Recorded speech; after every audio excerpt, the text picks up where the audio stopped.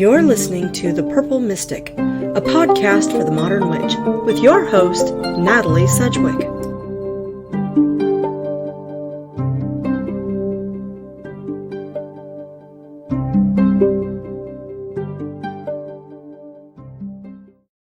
And welcome back to The Purple Mystic, podcast for the modern witch. Today I am talking with Ashley Cruz. Ashley, welcome to the show. Thank you so much for coming on. Thank you. Hi, blessed be. We were doing a little bit of chit chat before I started the recording. So just to kind of give people an idea of who you are the chanteuse of chanteuses, I guess, if you could put it that way, in my opinion. You have a wonderful new song out called Blessed Be that I absolutely have worn everybody in the household out on.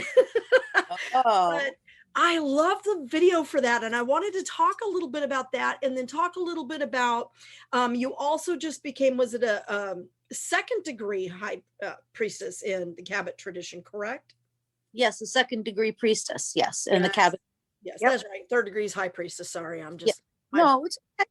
I'm so fangirling, my brain's not working. It's all good.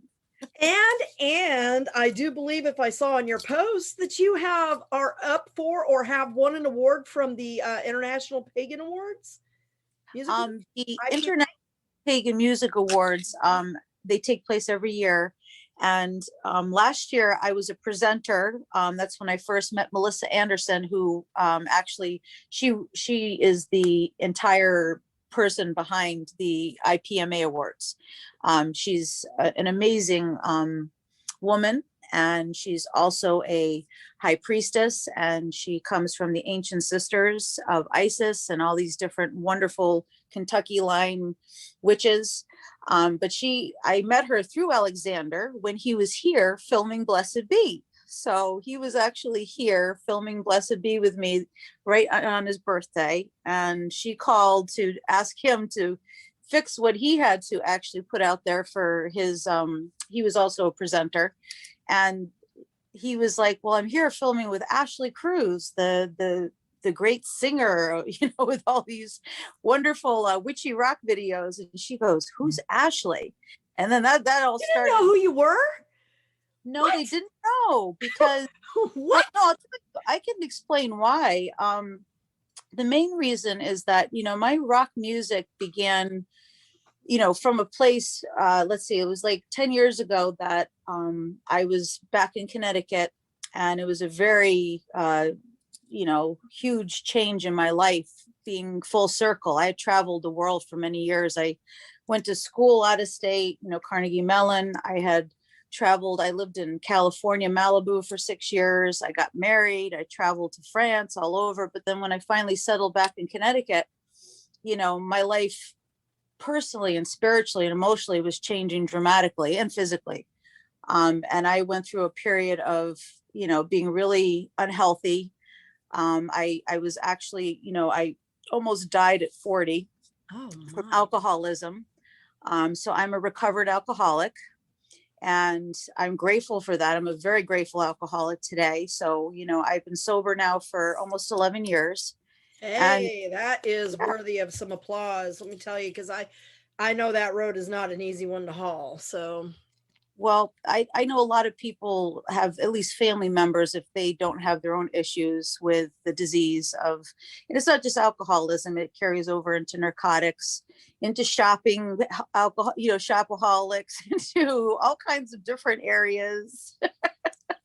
So yes, it's okay. So we all have things we have to work on, but that was a really turning point when I was 40.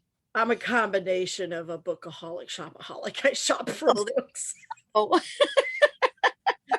No, but seriously, alcoholism runs in my family, and I have had family members that have struggled with that. So I say kudos. That was a big one. When David Wood was on, he talked about a very similar issue. So I have to ask, was it your spirituality that helped you lift out of that? Yes, actually, when you hit a bottom that's so low, you have to make a serious decision. I mean, I was at a crossroads when I was that ill. And I had just started my band CruzMachine there. But again, it was nothing was really happening successfully because I was not a healthy person. So when I hit that bottom, that was a moment where I had to decide whether I was going to live or die. And I mean, being that ill and that it was that scary, I really wanted to live. So I had to change my life, change everything. And it took time though. I mean, for anyone who has addictions or anything, I have to say that to change your life and make it into a healthy life again it's worth every second. I wouldn't take back 1 second of my sobriety right now. It's just been amazing, the journey. And yes, it connected me to what I always used to go back to when I was little, which was nature. Right. You know, for me, I had to just keep walking. I kept going out in the woods when I was trying to get healthy, and I was connecting with nature again, like I used to with my mom. Used to be in the woods every day with walking dogs and at the beaches. Mm-hmm. And when my mom passed, she passed 2 years into my sobriety. The moon, she passed during a super full power moon the day after the Kentucky Derby. It was unbelievable. It was like the whole sky was this moon. And my mom to me is always the moon, and my grandma. So I used that to start bringing in an idea of where I was going to go as far as my spirituality. And it led me to where I used to go visit every autumn. I used to go to Salem, and I started to say, well, I'm going to go explore the craft, because I know that there's a connection here between what I'm feeling in nature, the wonderful abilities that I know that I have that I can use even more for healing and healing myself. Mm-hmm. And it just started to come together. The dots all started to connect over and over again, that this was my path. And then you find out about your ancestors a little bit, and you're like, whoa, okay, this totally makes sense now. Exactly. And that is something that I have to totally agree with you on, because I had a good friend. She passed away some years ago unexpectedly, but one of the very last things that she communicated with me about was she tagged me in a post on Facebook, of all things, and it said, witches go to nature to be healed. And I was kind of going through a bit of a rough patch at the time, and I said, she's right. And I did the exact same thing. And for me, it wasn't as much the moon as it was ravens and crows, which have always been around me. My sister reminded me that they've always been around you ever since you were little.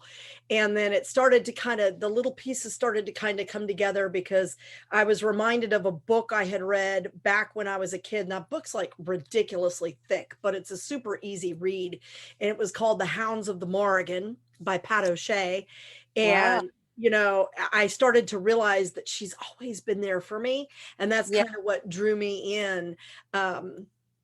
So it's a warrior path to an extent, but you come to it through the fire.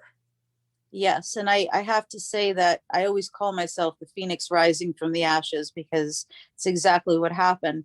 And when I did get sober and I started to be on the path, when my mom passed, after my mom passed, you talk about the ravens and the crows. That's when that started to begin with me.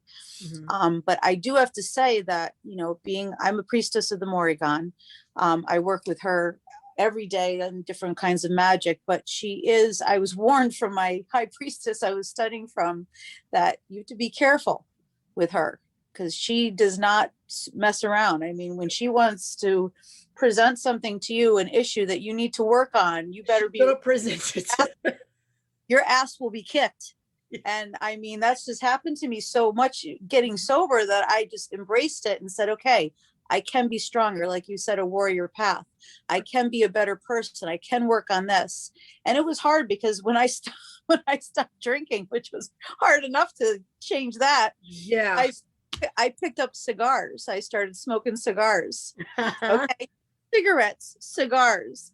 And I can't hide this, because there must be like a zillion pictures of me on Facebook all over the place. In the middle of my concerts, smoking cigars, real nice ones, with my dad, because I was trying to connect with him all the time. And I was so addicted. And it's been 2 years as of end of January, that I have stopped smoking. Well, that's also a big congratulations, because I also Yeah. know that's not easy to give up No. either. Uh, and like you said, it's almost as if, when you're dealing with addiction, I think people don't understand, and especially alcoholism, because my husband is a social worker, and when he was taking his class on addictions, I was reading his books because I was working on my PhD in child development, which was housed in the family therapy department. So a lot of the stuff we were studying kind of coincided, and I learned a lot about how alcohol itself affects the body. It will actually change your blood chemistry. Yes. So I think it is one of the hardest addictions to overcome. And my utmost admiration goes out to anyone that's been able to overcome that, because it literally changes your blood. And, but I think when you're trying to ease off of something, you kind of naturally go to something else. Oh yeah. You find a healthy something that you can get around, which I would presume for you is your music. Oh, well, you went good. You hit it right on jackpot. I can get something right. Wow, that's a first. Everybody better take note here. Bingo. That was awesome.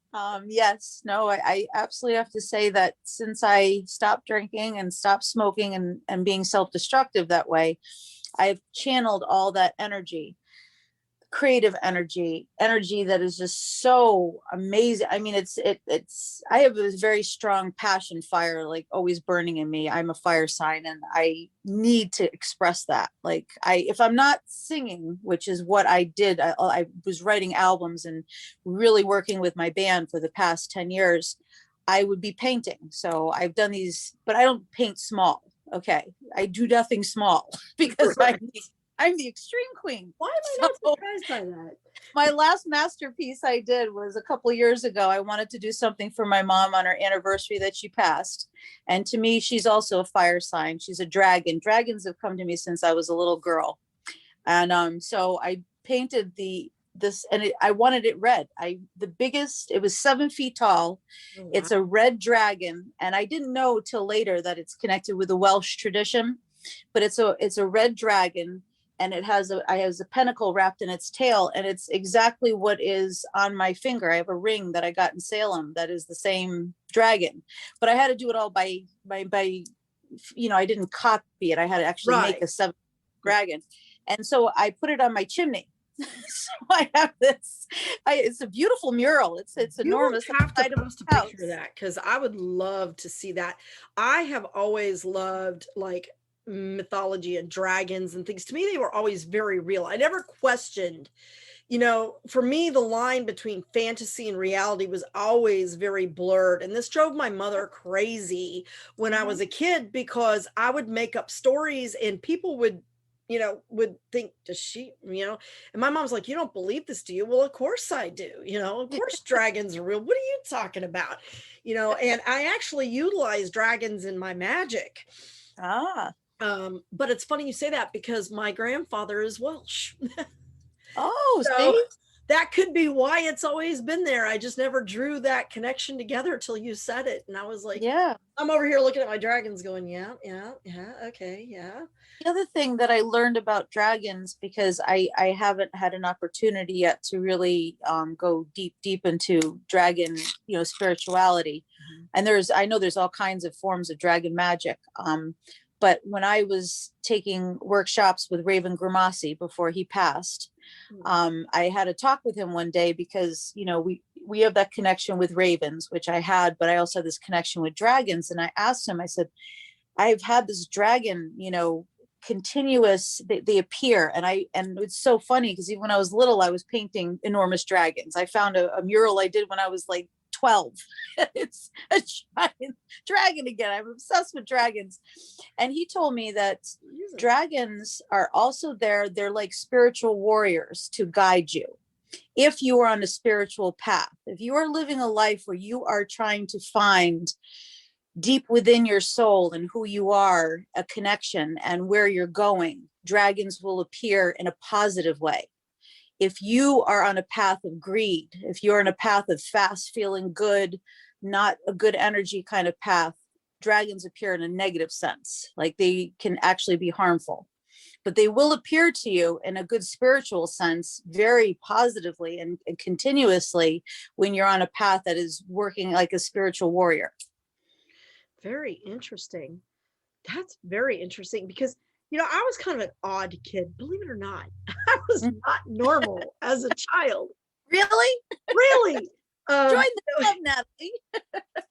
My sister was like, Natalie, it's funny because you remember when we were sitting at grandmother's backyard and that blackbird came and dropped that little thing down to you, that little shiny thing, and it ended up being like a button or a cap, and I was upset because I wanted to know why the bird didn't bring me a present. And I was like, no, I don't really remember that. And so I asked my mom about it. My mom was like, oh yeah, I remember that. So, all of those birds. And then, but come to think of it, even as a child, spirituality, not religion, but spirituality, and being close to the divine was always important to me.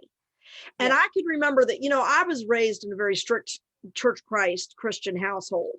And it was my grandmother, I found out later on, who was really kind of towing that line. But I can remember opening up my bedroom window and sitting at the window with my Bible and just at the top of my lungs, like proselytizing to whoever could possibly hear me and because I felt it was important to take that to others.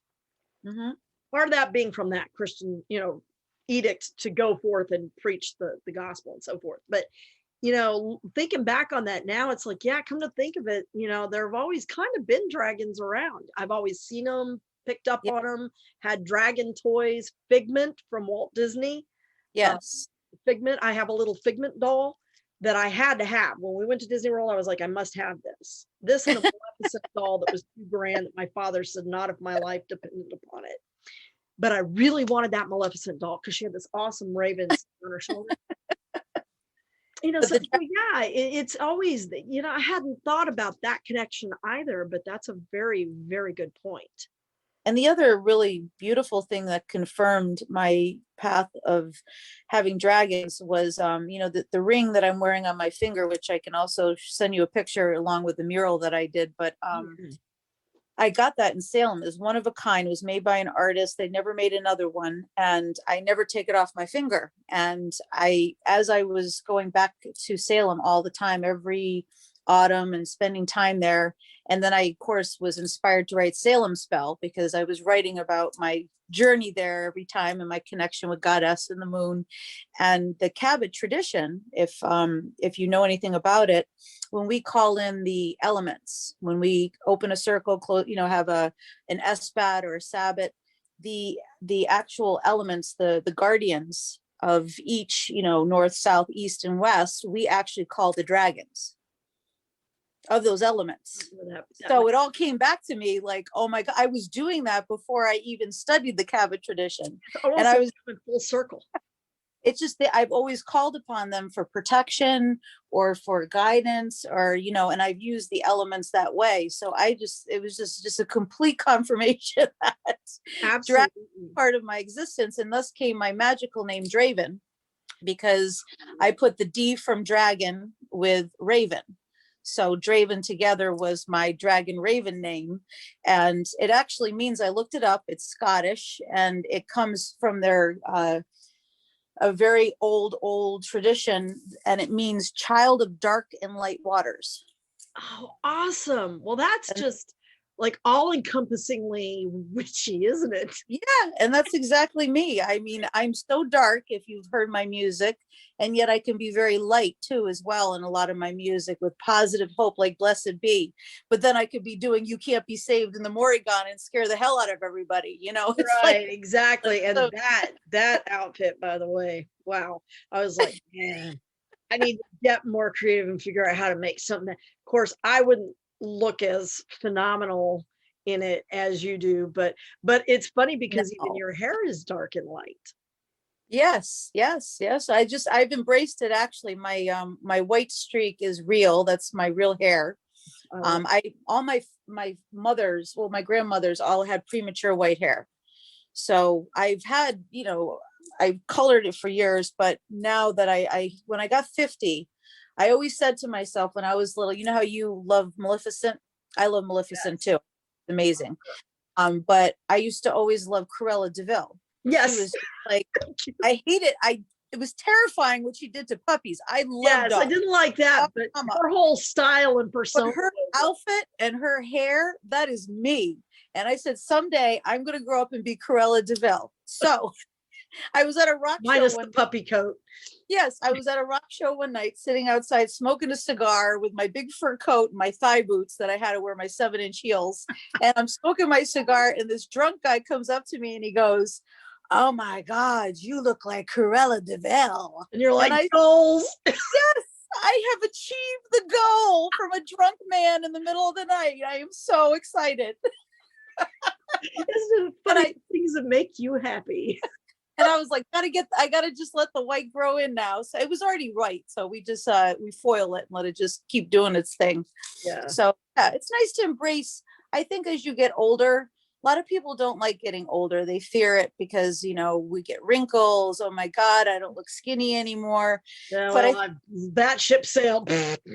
Well, you understand these stigmas of being very insecure about yourself. And especially if all of a sudden you have some new relationship and you're concerned about what the guy thinks of you every 2 minutes, or woman, whatever your relationship is. I think it's really important on a day-to-day basis just to start where you're at. Okay, this is where I'm at today. Yes, I need to work on certain things, but I need to love myself. I need to nurture who I am and my age, not just my weight, but my age, you know. And I'm 51 and I am so grateful that I've come this far, and I like to embrace the Crohn's that is coming inside, you know, through me right now. Right. My white hair, you know, maybe the way I dress is a little more flowy and elegant as opposed to the, you know, oh my God, back in my 20s, flashy. I was barely wearing any clothes. Yeah, that was me back in the, you know, back I was on stage early 90s when I had a body I could do that with. Yeah. Exactly. So so that I call that my maiden phase. But I'm like, yeah, that was definitely the maiden phase. And I'm sure you can see I've got this little streak of white that's beautiful. And I wasn't gonna color it. I was gonna leave it because I was okay with it. And my husband's like, "I'm not ready to see you with gray hair just yet." And I was like, really? Okay. So yeah, but you know, now we've got our fur. Oh, I don't want to say anything yet because nothing's been said. But yeah, I mean, it's, you know, we're getting there. And I personally, you know, I was like, my husband thinks I'm crazy because I'm like, I can't wait to turn 50 because the minute I turn 50, I am joining the Red Hat Society. And that is that. I'm going to be that crazy lady with the purple clothes and the red hat, you know, like as big as I can get a brim on that sucker. That's going to be this gal here. Wow. You know, because I already wear like the flowy dresses, and you know, I have this like big purple and black with gold trim dress that I got some years back. Somebody posted a picture of it on Facebook, and I was like, I have to have that dress. So I did a reverse image search through Google to find out where that picture was sourced from, and was able to bid on it. It was a shop out of Germany that was selling it on Etsy, and I got the darn thing. Wow. So, you know, I'm one of those people that I just pluck that sucker on to go check the mail. And my husband's like, going out dressed like that? Keep it up and I'll put the hat on with it, buddy. Yes. So he's just, at this point, he, you know, he was running hot and cold for a long time because he kind of thought this was a phase. Yeah. But, you know, we're 8 years in at this point, and I think he's learned that, you know, it's not a phase.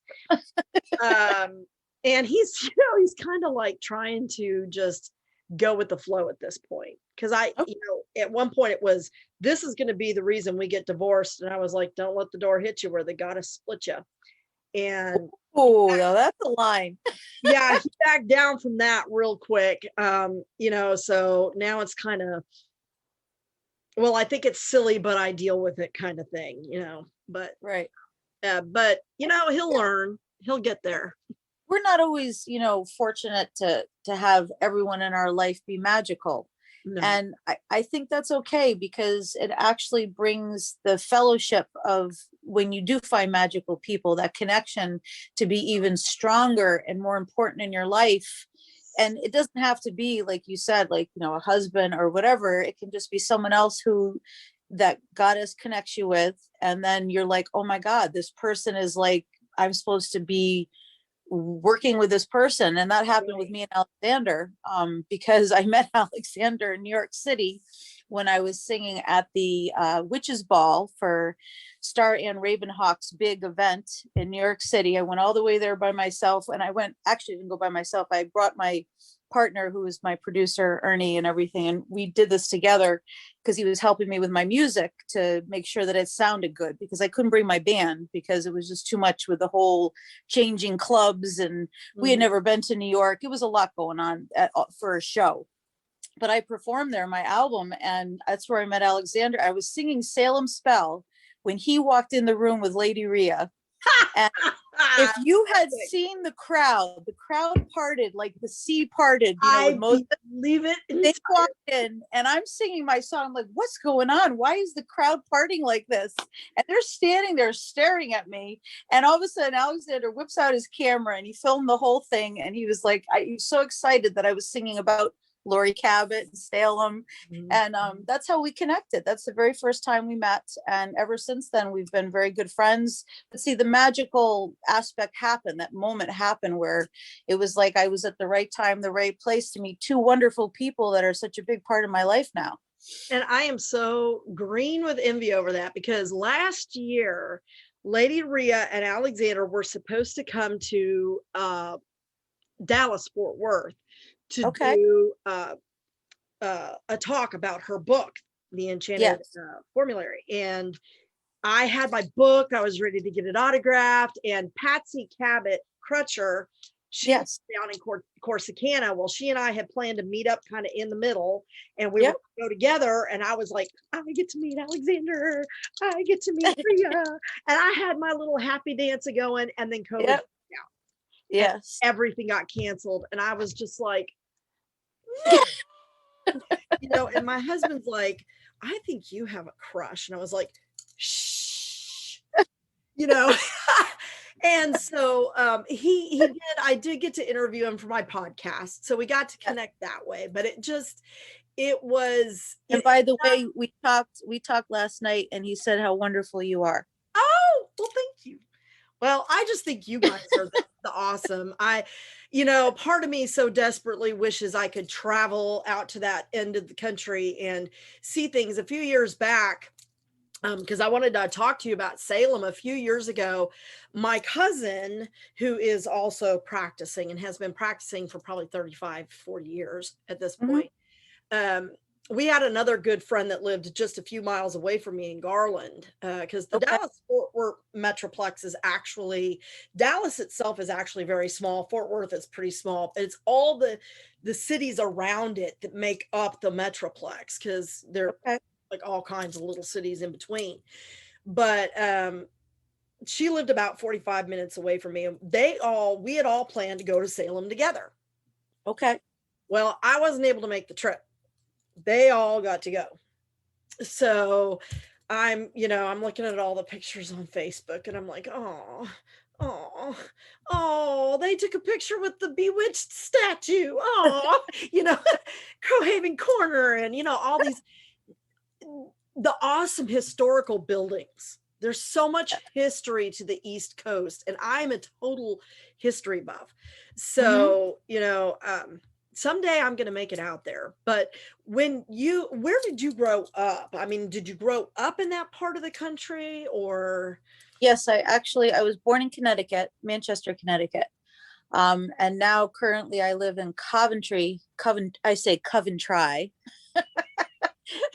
It's actually Coventry, Connecticut, which is not too far from where I was born. And I live in a cow farm on the edge of a field, right near the University of Connecticut.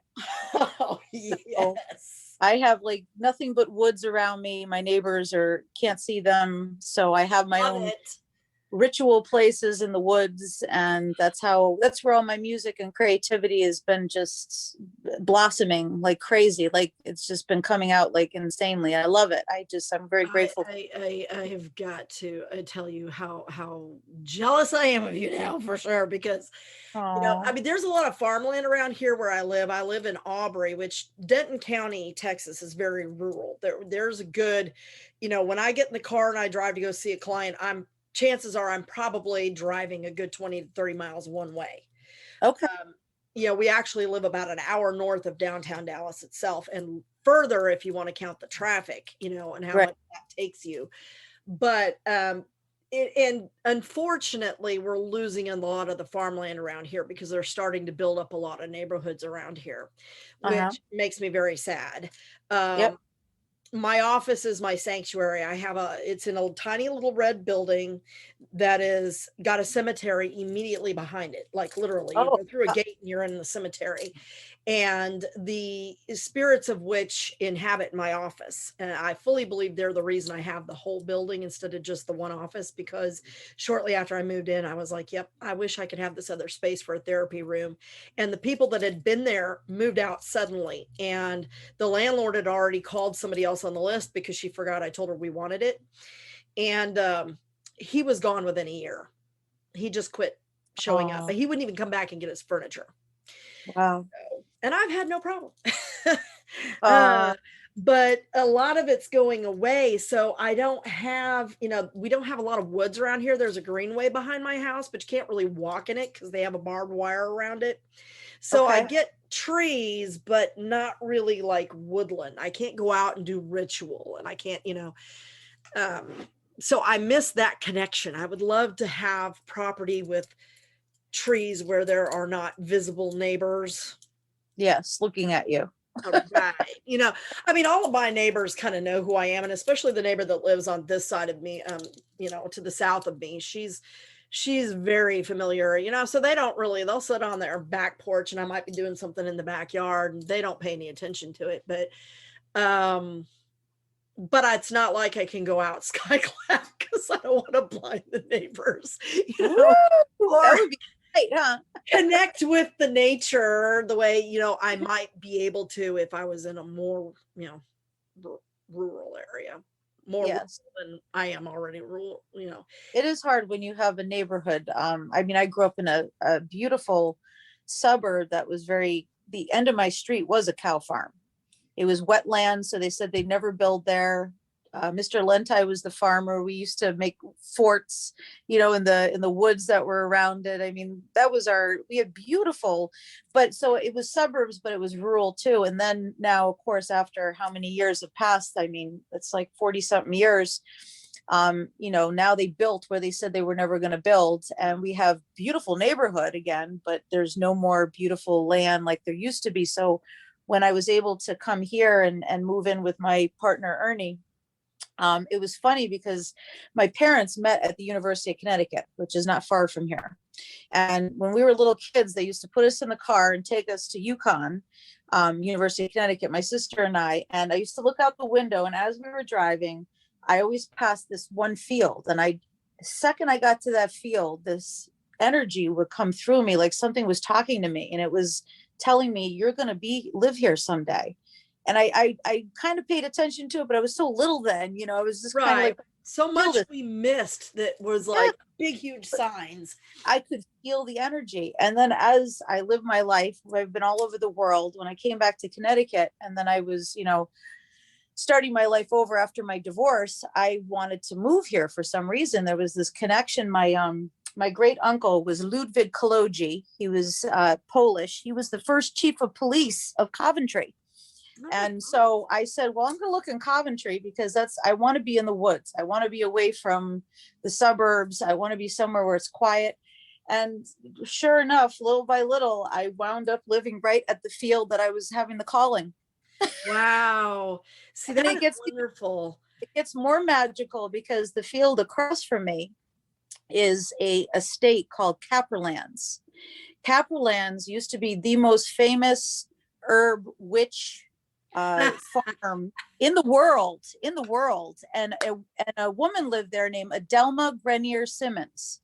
Now, she never said she was a witch, but everyone said that when they went there, they had this magical experience with her because she did herbs. She was an herbalist. She was the top of the line. She had chefs from all over the world come to Capperlands to have these teas and these dinners. She wrote hundreds of books. You can look her up. She's amazing. Definitely. But she is my neighbor across the field, and she passed before I even moved here. but I always heard the voices when I was out in the field, and I'm like, what is going on? Why do I hear these voices coming from the east, right where her place is? And then I found out that's where she was from. And everyone that led me on my path to where I am today knew her or had tea with her. Funny. Every single one told me a story about her. Those connections, isn't that amazing? And now I have a herb garden, and she tells me what to do every year. Very good. Oh my God, what am I doing? It's funny you mention that though, because I really do believe that they communicate with us. When my mother-in-law was a wonderful, wonderful woman. I used to call her Santa Maria, which she would get very upset about. She was a very devout Catholic, and she felt I was being sacrilegious, but to me, she was the embodiment of a living saint. There was not a person kinder. She took me under her wing. I was not in a good place with my family. My parents were very upset about my marriage because my parents are just backwards people sometimes. And it wasn't who my mom thought I should marry, I guess would be the best way to put it. Right. And my mother-in-law, after a couple of years ago, before I went to sleep, I was like, okay, universe, just tell me something I need to know. Right. And I just kind of left it open. Don't ever do that. When you do that, my mother-in-law came to me that night. Right. And walked me through how to make her rice. Now, I do not like Mexican rice. Have never liked it. I had some at school that made me sick when I was a kid, and I've not been able to eat the stuff since. But this woman walked me through, you need to do this, mija. If you don't do this, it will not turn out right. Don't do this, mija, because if you do this, it's not going to turn out right.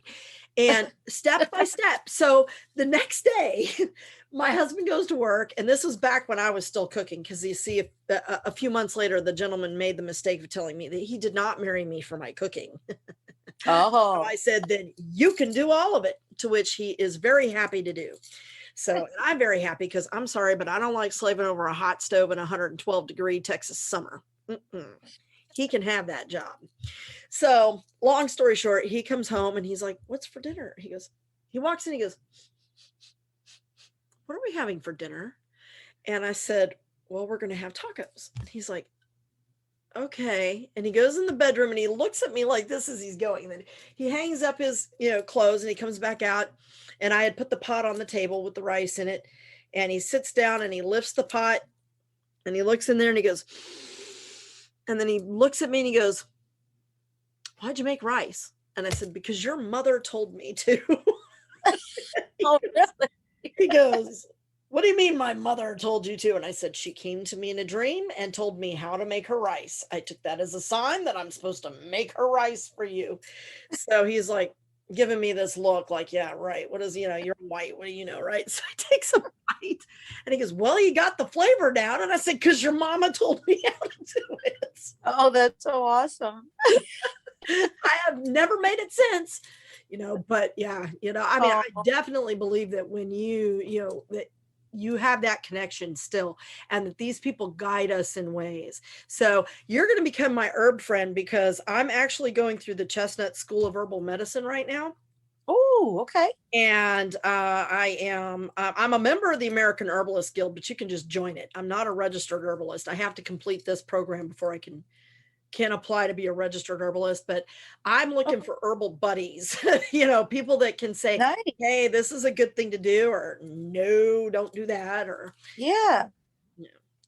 I think it's one way that I'm trying to reclaim my connection to the land, because I don't have a garden. My husband's told me for years, you don't have time to have a garden. And I looked at him the other day and said, look, I'm doing this. It's important to me. You make time for what's important. And I need to have some connection to the land that I don't currently have, because I don't have a woods I can walk out into and meditate in. Right. This is going to be it. And well, I have to say that the garden that I began, let me see.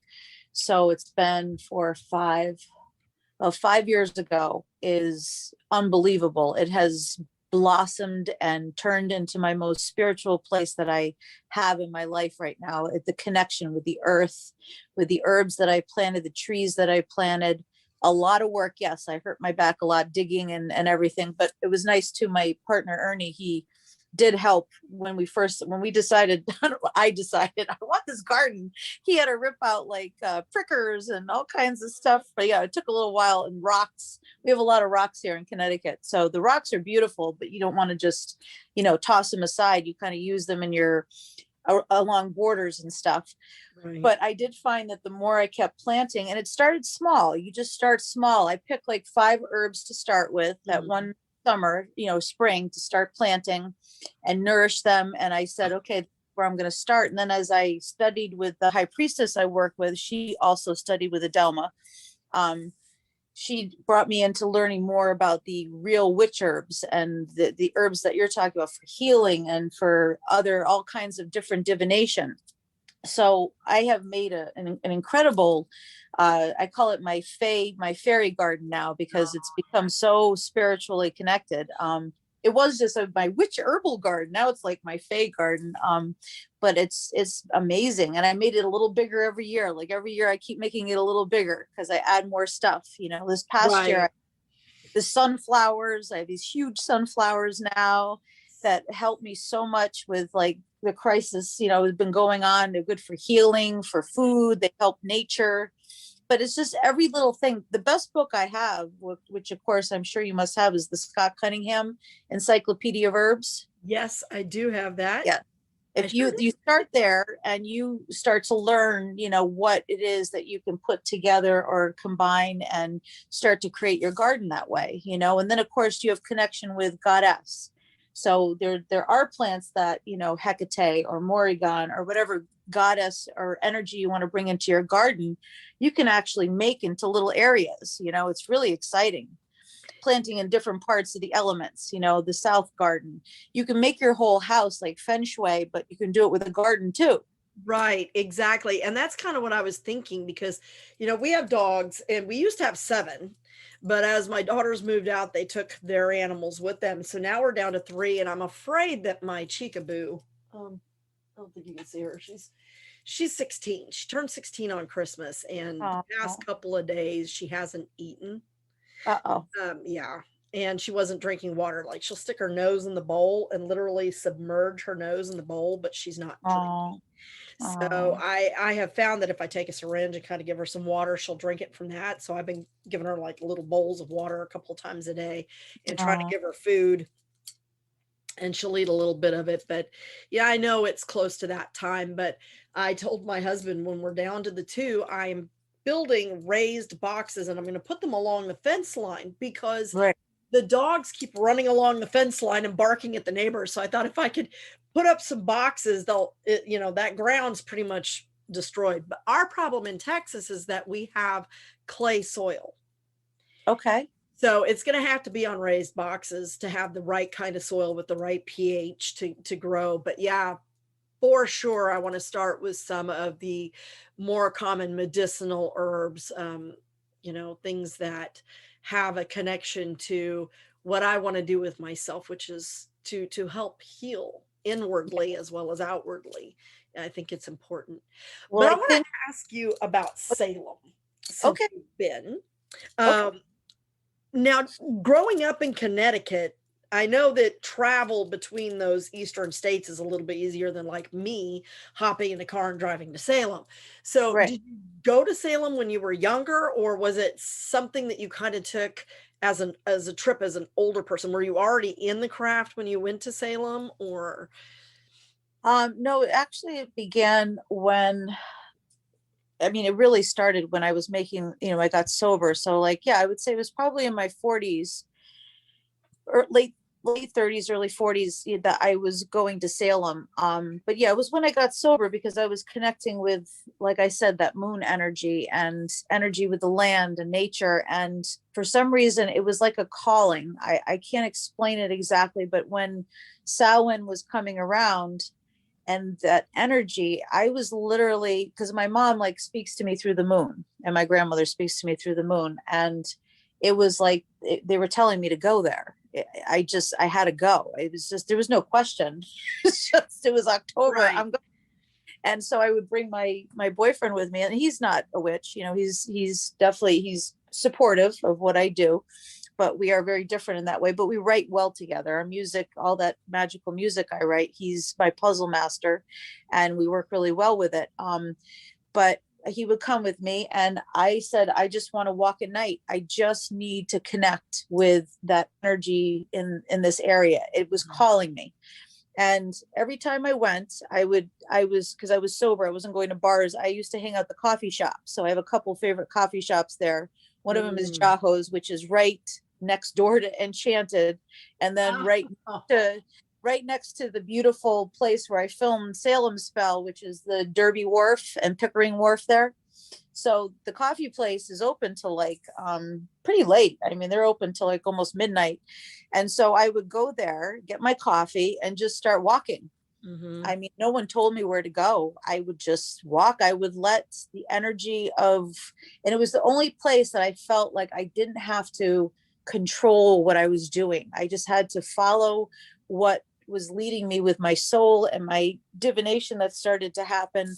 And it was amazing. And the places that I chose later on, I found out, were the magical places that, Penny Cabot goes to get the rocks and things to make her wands and things. So it was like all these places were calling to me and telling me to go there. Were all places that the Cabot witches were. So I was also feeding their energy, feeling what was happening. And so over the years, we would just go in October. I mean, it's about a 2.5 hour ride from here. Traffic, it can be longer because you're hitting Boston traffic. But then I said, I got to stay overnight, because I was like, I'm there so late at night, I got to go home. It's just crazy. So I did, this past year, it was wonderful. I stayed at the Hawthorne Hotel. It's beautiful. Oh my God, that's where the Cabots have their temple now. I'm gonna write that down here. Hawthorne Hotel. You have to stay at the Hawthorne Hotel. And you know why also? That's also where the Bewitched whole the film and everything, they did filming there. And so they embraced the whole witchcraft thing, and the Cabots do their sabbats there. It's a temporary temple for them right now.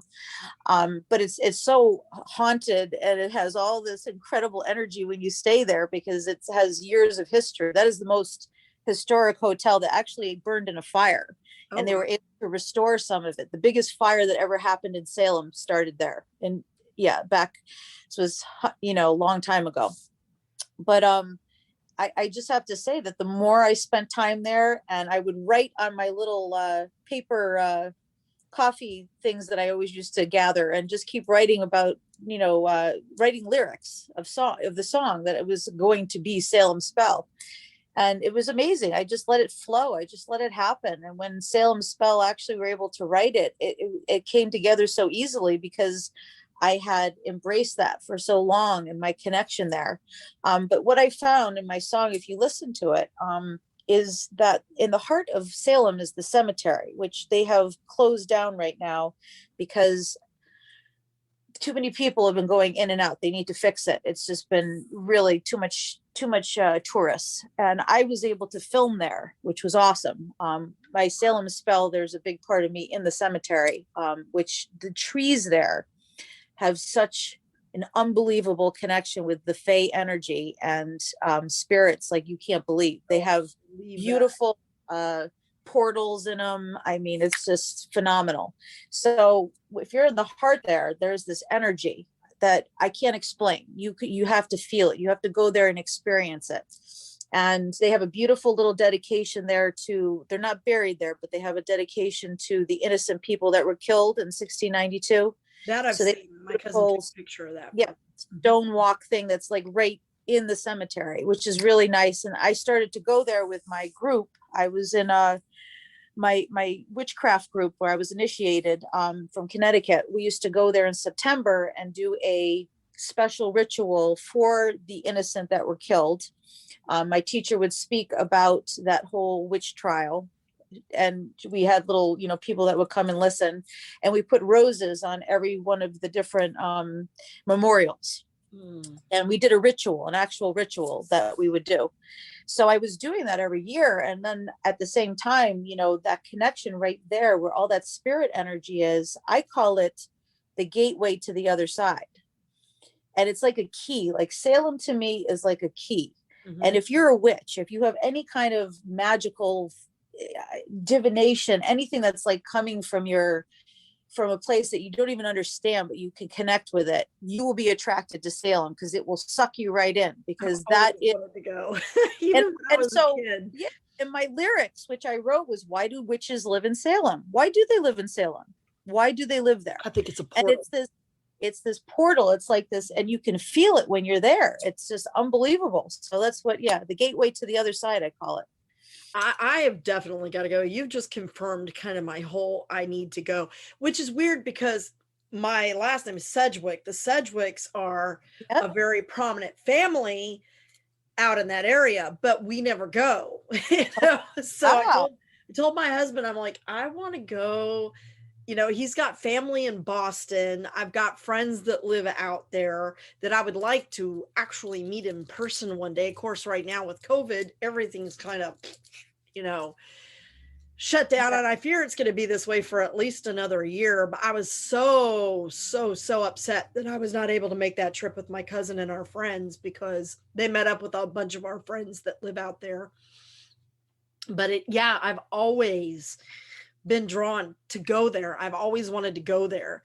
My parents are not big travelers. They don't like to really go out and go much of anywhere. And my husband, he used to like to go to different places, but he likes nature type places, and he's more a desert person. So we're talking like we went to the Grand Canyon, and we've been to, New Mexico, and, all of these lovely places that are out that direction, but I cannot get him to go that direction. He just will not even consider it. He went to New York July of 2011. I remember because it was right before 9/11. And, the weird thing is he went there for a job interview. The job was going to be here in Texas, but he had to fly to New York, where the company headquarters was, for the interview. And he had never been there before. And I was like super excited. I was just kind of wishing I could go with him. But I had the weirdest feeling when I watched that plane take off. And I started just bawling for no reason, really. I mean, he was only going to be gone a day. But I just had this horrible sinking feeling. And of course, he came home fine. It was July, but in September of that year is when the towers were hit. And, so when he got to New York, I was like, what's it like? And, he's like, it smells here. Yeah. Now he has hyperosmia, which is like a hypersensitivity to smell. And so even the tiniest little smells it's literally like he has the same smell as a dog. Oh, okay. So, he's like, it smells here. It smells old. He goes, and do you remember Welcome Back, Kotter, when everybody's like running into each other and nobody says, excuse me? And I'm like, yes. He goes, that's exactly what it's like here. And I'm like, well, but the population is far greater there than it is here. If you bump into somebody on the street here, it's because you weren't paying attention. There you can't help yourself if, there's 40 million people on the street, so he's like, but you should still say, excuse me. And I'm like, you'd be saying that all day. But I was like, but tell me what it's like. Did you go to Central Park? Did you see a show on Broadway? I'm thinking of all these things I would have done if I'd had 24 hours in New York. And he's like, no, I stayed in the hotel. And I was like, what? You didn't go down to Central Park and go for a walk, even if it's at night? And he's like, no. So I would love to be able to go and just see all of these wonderful places. And again, there's so much history. The birthplace of our country is there. I've been fortunate. I've been to California. I was born in Colorado, and lived there for the first 6.5 years of my life, 5.5 years of my life. But I've been to New Mexico and Arizona and Texas all over. And I've been to Louisiana, Mississippi, and Alabama, Arkansas, all of these places. I just can't quite get them. But I think one day I shall go on my own if I have to, because I feel like I think you have a little ritual and you talk to Goddess about this. I think it's going to happen. I think that when the timing is right, you're going to come here and you're going to have an amazing time, because look at all the friends you've met. I will definitely come visit and see you, or you can come stay here, whatever you're feeling, and come visit me. That'd be wonderful. So you can have all kinds of experiences, because you're making great connections right now. So maybe this is the path that you need to have. So it's not like you're just getting plopped there. True. The very you actually have wonderful, magical people that you can connect with when you come. And I've been very fortunate. I mean, meeting you, getting to talk to you today, it's wonderful. I wanted to ask you too, one of the things that came up when I talked with Alexander, we talked about the need for community within practice. When I started out, I was pretty much a solitary practitioner because, we live in the Bible Belt here. There's not a lot of covens. If they are, they're extremely quiet. I mean, it's changing. Yes. And I haven't gotten a lot of kickback negatively. On occasion, you'll have somebody that gives you kind of a funny look or, something like that. But as a rule, people have been more curious than they have been negative about it, which is wonderful. But being solitary, you can only grow so much. There comes a point where you need the connection of others. And I have a good friend who lives down in Corsicana, which is about 2 hours south of me, that is a member of the Cabot tradition. She did the online program with Lori Cabot. And I talked with her about what it was like to do that online. And then, of course, she flew out for her initiation. But you've now gone through both the first and second level. Were you able to do the in-person, or is it all online right now because of COVID? It's all online right now because of COVID. I think that it really helps if you're going to, pursue doing first degree, second degree, that you have some understanding of ritual. You have some understanding of a lot. If you've read some books so that you have some. I said the same thing. However, I have to say that I had already, before I was about to become a first degree priestess with my group of witches, my tribe here in Connecticut. And right before that happened, I connected with Alexander, and I knew that this would be the perfect time to try to go further because I had the financial ability and the time to do this, to actually study with Lori online and do this. So I said, no, I'm doing it, because I always wanted to do it. I always wanted to stay in Salem and do it actually there. But it's very hard when you have work. I perform every day, and that's another thing we didn't talk about, but I sing every day at assisted living places, and I don't have time to take big chunks and go do this. So the opportunity came, the money was there. I said, I'm doing this. And when I did first degree and second degree, there was so much there that I had no idea about. It was like I was learning from beginning. And I wasn't angry at my teacher or anything. It's just we didn't learn those things, certain healing things that we were doing. They have all kinds of exercises. So it was a little bit of a challenge for me. However, I was really grateful that I already had been in a tribe or a coven, whatever you want to call it, to learn how to open a circle, learn how to do an esbat ritual, learn about what the tools were that I'm using. I had this knowledge already, so it was very easy for me to do the tests that are required, because you are required to do certain tests as well, online. Right. So, and it's hard if you don't know that stuff. I was actually being tested with another wonderful magical lady who really didn't have the same experience I did, and it was hard for her, to do a circle, because if you've never done it, you just like, oh my God, it's like you freak out. Right. So it's good to have a knowledge of that you want to be on this path. And I recommend highly, if you're going to do first and second degree, that there's a list of books. If you call Enchanted, I have it, I can send it to you to start to read, but there's some really great ones. So Power of the Witch by Lori Cabot is a must. Yeah, you read that is going to help you through very quickly. And her book, read her The Witch in Every Woman, I think is the name of it. That's a great book. Yeah. But also another one that's really important is her Book of Shadows. She has the Lori Cabot Book of Shadows, and the first and second degree are in there. So you actually go through, you can get a knowledge of what you're going to be doing. So really it's spelled out for you, but you need to spend the time to really kind of, study a little bit. I think is better than just going in cold turkey and saying, well, let me just see what happens. It's kind of I'm just gonna like, step yeah, into this and walk out magic. yeah. No, no, And no, it's just, I would just say those two were the most important books that I found were necessary. And then of course the Kabbalion, she does base a lot of her science of witchcraft on the Hermetic principles, the Hermetic principles.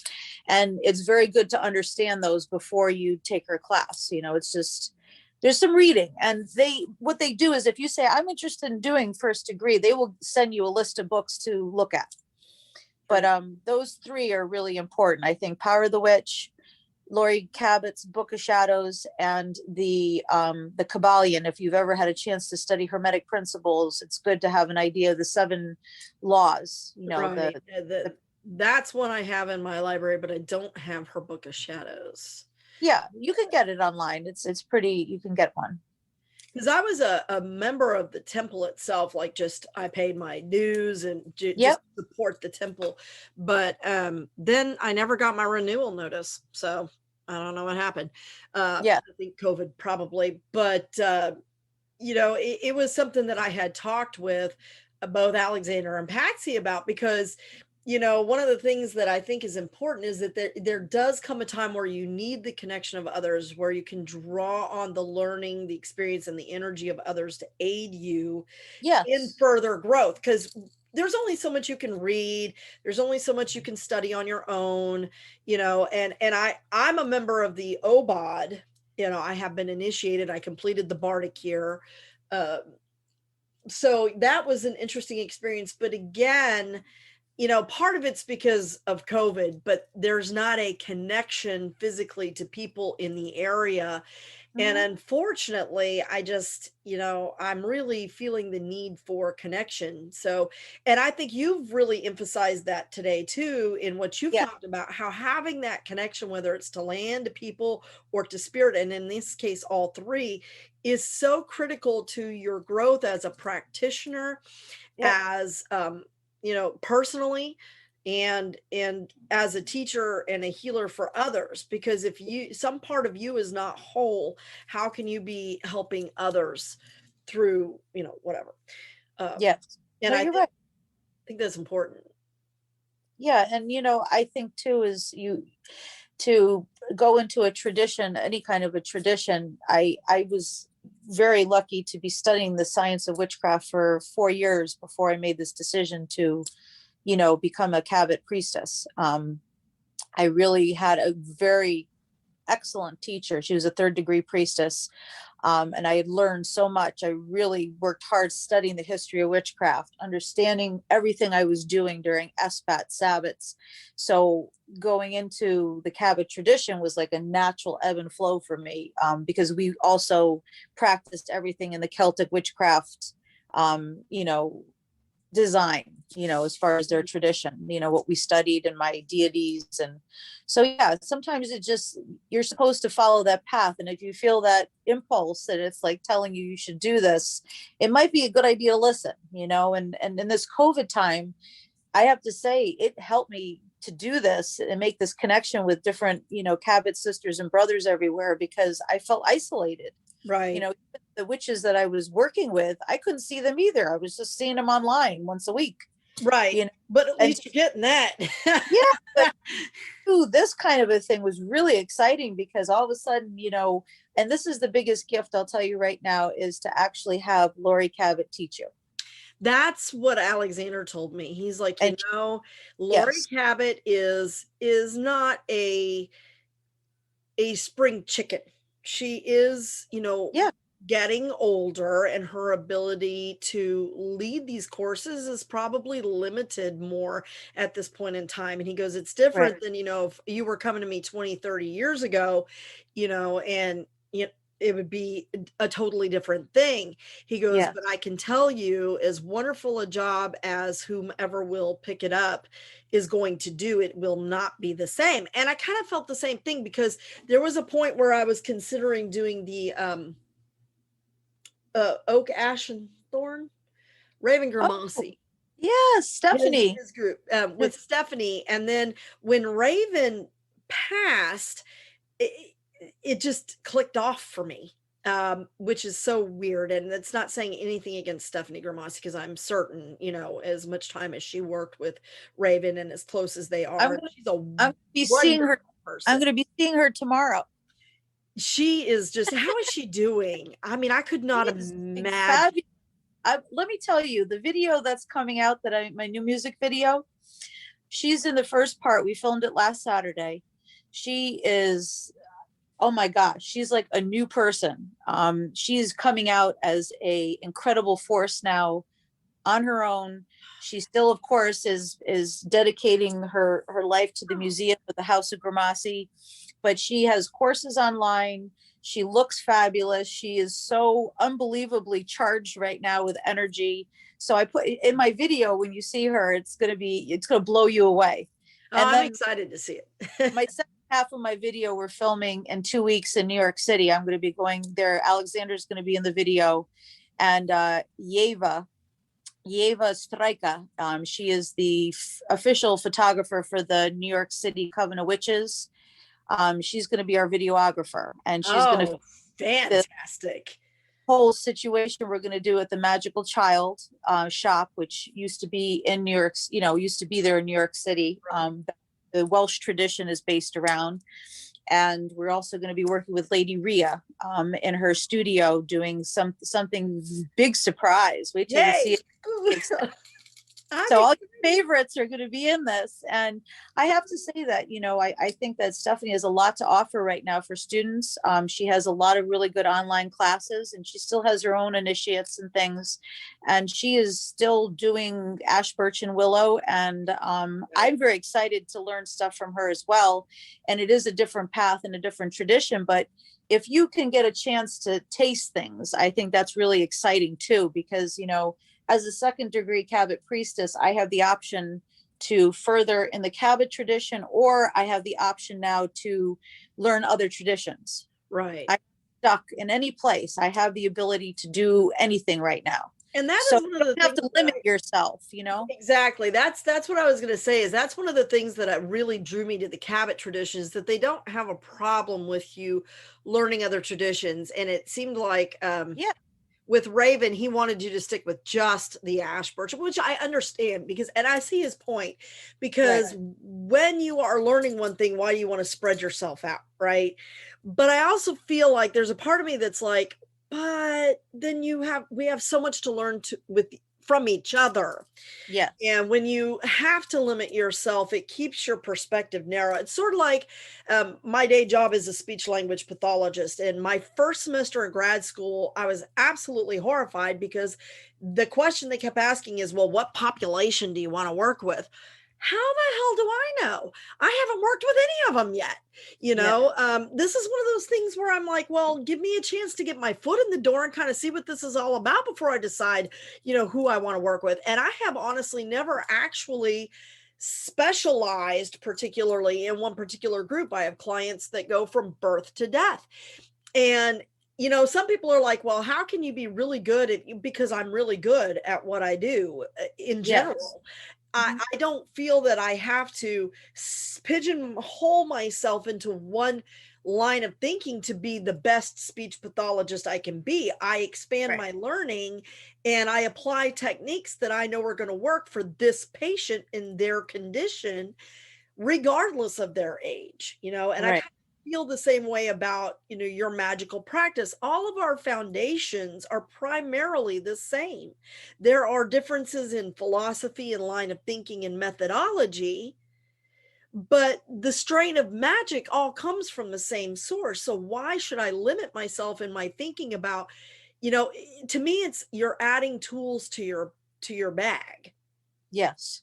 Yep. And, so I'm like, well, now, but I keep being drawn back. So I'm curious. Every time I talk to a Cabot witch, I'm like, well, what's your thinking on this? Yeah.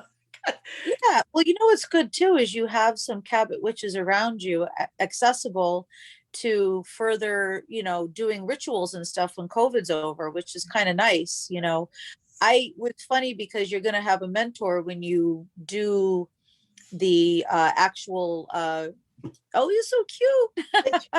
Yeah, that's the honey. Oh, she's so cute. Oh, she's still kind of a puppy, but she's mine's snoring over here. She's used to hearing me talk. well, dude was snoring. We have a blue healer, and he was down here going. That's kind of why I looked back a minute, going because he was snoring. I think your doggy's telling me what time it is because I know that mine does too. Because I got to take her out in a minute. Yeah, I know they're so cute. But what I'm going to say is, there's going to be, when you take the what do they call it? Like the exams, like the final tests, you're going to be assigned a high priestess or whatever to do your test with. And it was amazing that my high priestess, who I had to do my test with, was Leslie Cabot, who's from Canada, the Canada Coven of Cabot Witches. And she is Alexander's very good friend, which I had no idea, but she was assigned to me. So perfect. Now I spend time getting to talk to her anytime I need to, and to connect with her and her coven up there. So I have a Canadian connection as well right now, which I never had. Fantastic. Well, I do want to talk about one more thing before I let you daddle out of here, because I know you're probably like looking at the clock going, oh my God, does this woman shut up? No, I love this. Great. I absolutely love talking to you. So I'm going to keep you a few minutes longer. And what I wanted to talk with you about is your music itself. You know, you talked about you're doing a video coming out soon. I know you talked about it online. It's The Magical Child. And I'm sure everybody's aware of Herman Slater and The Magical Child, the shop in New York and so on. It was the first metaphysical shop of its kind in the country, wasn't it? Or was it like one of the first in the country that was openly for the metaphysical? But your music itself, I find it very inspiring. And I figure music's probably been something that's been in your life forever. Yes. But your band, CruzMachine, did you start out as a kind of witchy rock and roll band, or were you guys doing a different type of music that evolved as you developed? I mean, how long has your band been around? Well, I have to say that rock music, let's just start there. I'm actually trained musical theater. So at 10 years of age, my history is I started with ballet first. I toured with the Hartford Ballet Company my whole childhood. At 10, I started musical theater. So I started to be a professional singer at 10. I was doing theater, and I got early acceptance into Carnegie Mellon University for musical theater. Tough school. It was amazing. I'm so grateful I graduated. And instead of going to Broadway, which they train you to be a triple threat, I went to California. And when I was going to go out there to be this big movie star, I wound up with a rock band after a month.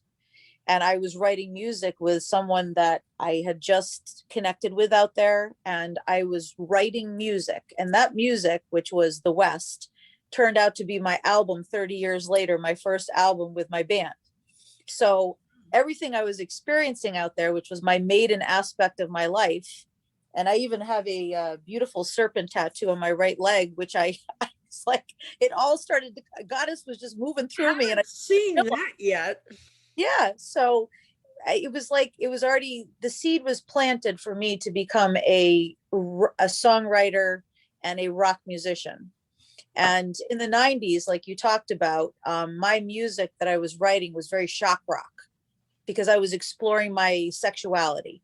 So everything I was doing was very magical, connecting with nature, but very sexual.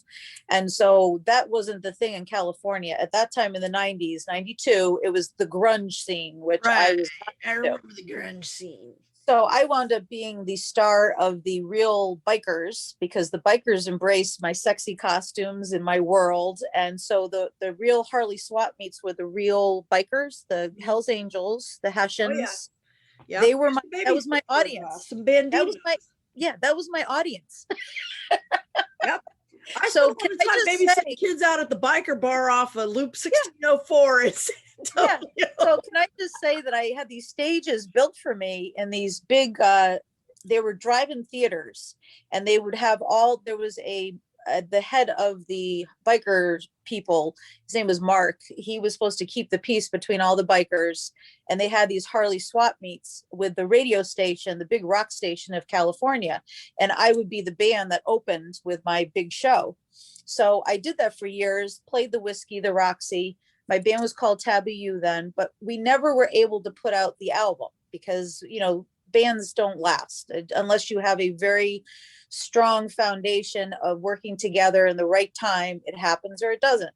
So I let that go for years. You know, marrying my ex-husband was a 5-star French chef. I toured the world. I did cabaret music, but then I went full circle again. And when I got back to Connecticut, I started a rock band again. And I took all that music and made it into what I do today. And then as I was working with a band and I got sober and things were created, Seven, my next album, was all about the elements, me introducing my band as being witchy rock and the expression of what I was performing. Can you still hear me? I can hear you. Okay. Yeah. I have to end this little thing here, decline. Okay, there's someone calling me. I'm trying to get rid of that. I was okay. Like, mine started going off a while ago. I was like, shut up, shut up, shut up. To get rid of it. So I was just going to say, then as Draven came, which was my big album, which I just wrote, that was all based on, you know, my witchcraft and everything that I was studying and learning and exploring spiritually with my music. So yes, the pagan. So when Melissa Anderson didn't know about me, it really, my path wasn't pagan at first, but when I first started performing with my band in Connecticut, we were at the bars because that's the only place you can perform here, and like festivals, little festivals. But we were the only band at the time, I am not kidding you, that was doing original music. Okay, what we wrote.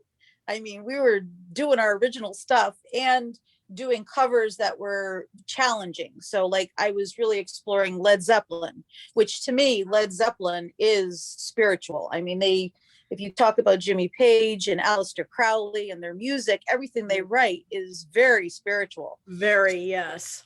So, absolutely. I mean, that balance that I was able to keep working, I was challenging myself because I was singing. Robert Plant is amazing. Like he's a god to me. He's his own god. Now Page are music god. So I was really exploring their music, but writing my own stuff at the same time. And it just made this incredible bond of sound that is our sound now, was just CruzMachine. And with the COVID happening, this album is a little different because I haven't had a chance to work with my band the way I used to. So we're kind of doing a little differently. So my music is coming from me going out in nature, coming up with my lyrics, coming up with the rhythm, working with my drummer, who is my partner. We bring that together and then we bring in the musicians and then we're creating that way. And it's a little different because normally I would write something, have an idea, be with my band in my music studio and say, this is what we're trying. But you can't do it that way with COVID. So it's a little different. And we have a new bass player because my old bass player went to Nashville. He's very young and he needs to explore, musical engineering. So I have a new bass player who's amazing. His name is Mike, and we're writing together with him now. So it's been a lot of new stuff, and I'm really grateful because I still have my band still wants to write with me. They are able to appreciate what we've done. The International Pagan Music Awards are just, to me, it's just an affirmation that I'm on the right path. Do you know what I mean? 100%. Yeah, and they're going to be nominating me for something this year, which I'm very excited. So I was a presenter last year, and now I'm going to get nominated, which is kind of cool. So yeah, I'm very excited. My friend won an award there last year, David Wood. I'm sure you know David. Yeah, David. Yes. Love David. I think he is my brother. We were souls connected prior to this existence, and so I was familiar with the International Pagan Music Awards, but I'm so excited to hear the new album. And so tell everybody where they can get your albums. I mean, is it available to purchase like on a CD? Is it, Well, if you want to have access to everything, all you have to do is go to www.cruzmachine.com. Got that, guys? Go ahead and repeat that. www.cruzmachine.com. You go there. There is every album that we've done. There's also connections with Amazon, Apple Music, little things you can click.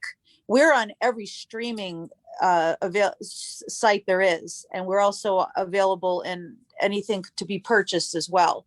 And our music is all there too. All our videos you can click on and go to YouTube.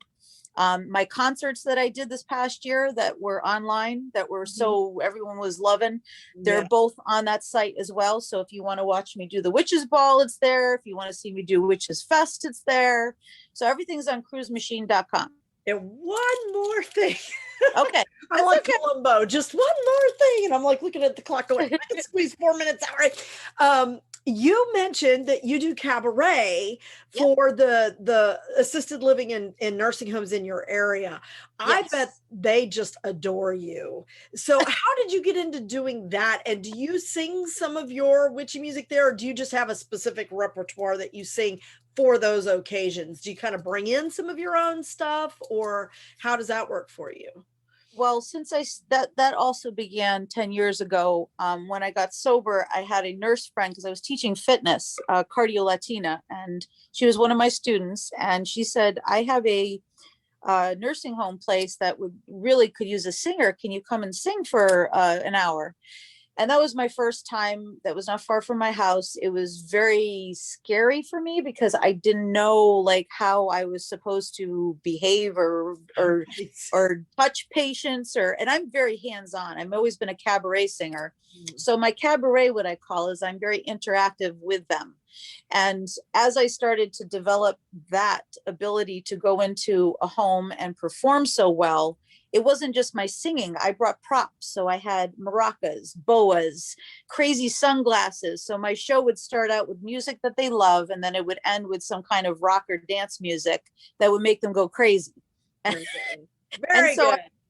But the wonderful thing is, in that 1 hour, I am able to use all my training, my musical theater, and do wonderful standards that they love.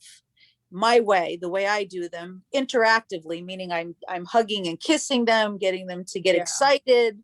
I think that's important. But with the COVID, it's killing me. Yeah, everything has gone on hold. But what I did was I was able to do Hey Dorothy, which is on my album Draven, for them, because I always sing Somewhere Over the Rainbow. So I would do the Hey Dorothy song and then do Somewhere Over the Rainbow. So they had that connection with the Wizard of Oz, and they loved it because they thought it was fun. Right. And then when I sang for the veterans, I always sing for the veterans of our country. I honor them and I thank them for their service. I was singing my Soldier's Prayer, which is from my album, The West. And they love that song. It's a song about the veterans and military people that have been, going through addiction, depression, have had horrible family situations, and it's giving them hope. It's called My Soldier's Prayer, and it's on The West. I will have to check that one out because my husband is a veteran. So, oh, well, thank you for his service. Thank you. Yeah, he was in the first Gulf War, and he's talked about how he didn't expect to come home. He didn't want to come home. Yes. And dealt with quite a bit of depression on that. But I bet okay. Funniest thing that's ever happened to you during one of your cabaret shows? Ever got pinched by an old man? And a woman. I think I like her. All right. I just finished performing. This was, I can't name people, but it was in Torrington, and I was talking. I just finished my show, and there was a woman who was watching. She sings along. I call her Broomhilda because she looked like Broomhilda. Let's put it that way, with her eccentric looks. And I was leaning over to give somebody a hug, and she was sitting right in between us, and the family was watching me. And as I was leaning over, I felt these hands go up my dress, and she was squeezing my breasts. And I was like, excuse me. And like the whole family was watching this. And then she didn't want to let go. So I had to remove her hands. And what do you say after that? And she goes, and all she said was, she didn't say, I'm sorry. And she just said, I just wanted to know what they felt like. I would have done the same thing. So what I realized when I perform at these places, that many of them do not have filters, and they do not have control over their impulses. So when crazy things happen, I embrace it because it helps me to have a sense of humor, like you're laughing, and realize that even as I get older, it can still be fun. Everything. Sure. Yeah. Don't take yourself so seriously. No, I learned that early on. I had a lot of the girls that work for me as my assistants have come to me, very young, very inexperienced. Um, and when you work with adults with mental disabilities, again, they have no filter. They Yes. really don't understand boundaries, and Right. you can't be offended or No, upset or take it no, personal, or no. you just have to inform them of what the boundary is. But I think her line is classic. It sounds like something I would have said. I just had to know what it felt like. Eh, I yeah. just wanted to What are feel you that. gonna do? Shoot me? You know, bless her heart. But Ashley, I want to tell you, I'd like to have you on again sometime. Oh, You yes, a lot sure. of fun. We'll have to get together and just talk. Hopefully sometime I'll get out there and we can actually meet in person. It'd be great. You Uh, are going to be out here and you are going to meet all of us, and we're going to have a wonderful time together. Wonderful time. But It's I gonna happen. really do appreciate you coming on out. So Thank- www.CruzMachine.com. Check it Yes. out. And And Cruz is spelled Cruz. CRUZ. All Yep. righty. There we go. All right.